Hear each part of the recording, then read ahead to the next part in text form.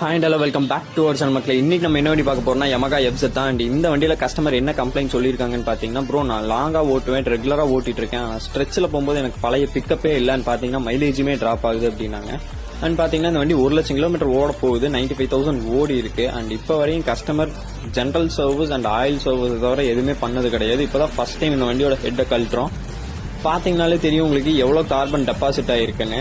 And பாத்தீங்கன்னா பிஸ்டன்லயும் காமிக்கிறேன் பாருங்க எவ்வளவு கார்பன் டெபாசிட் ஆயிருக்குன்னு. இந்த கார்பன் பாத்தீங்கன்னாலே தெரியும் எரியாம ஒயிட் கலர்ல ஃபார்ம் ஆயிருக்கும். இது வந்து பாத்தீங்கன்னா திரும்ப திரும்ப இந்த கார்பன் ரீஃபயர் ஆயிட்டு இருக்கும். இந்த கார்பன் ரீஃபயர் ஆகிறதுனால என்னன்னு கேட்டீங்கன்னா உங்களோட பெட்ரோல் கன்சப்ஷனே கிடைக்காது. அண்ட் பெட்ரோல் இந்த கரியை தான் எரிச்சிட்டு இருக்கும், உங்களுக்கு பவர் கரெக்டா கிடைக்காது. அண்ட் பிக்கப்புமே கம்மியாகும். உங்க வண்டியில இந்த மாதிரி ட்ரபிள் ஷூட் ஆச்சுன்னா நீங்க மறக்காம நம்ம சேனலை கான்டாக்ட் பண்ணலாம். அண்ட் முக்கியமா லைக், ஷேர் அண்ட் சப்ஸ்கிரைப் பண்ணிக்கோங்க. அண்ட் மறக்காம நம்ம சேனலை ஃபாலோ பண்ணிக்கோங்க. Tata bye bye, take care.